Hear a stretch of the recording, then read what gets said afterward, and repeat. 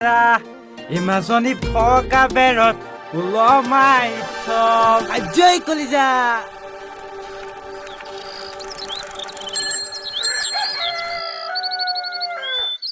হৈ নঙলা মুখত ৰৈ কালৈ চাই আছ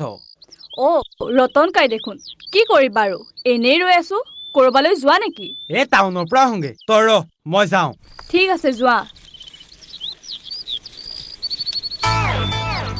পিছে সাগৰ আহিব বুলি গম পাই ৰৈ আছ নেকি সাগৰ মানে ঐ তই এতিয়া সাগৰকো চিনি পালি নে কি যে হ'ব নহয় সাগৰ আহিব ইমান বছৰৰ মূৰত মই যে ভবাই নাছিলো সি আকৌ কেতিয়াবা আহিব বুলি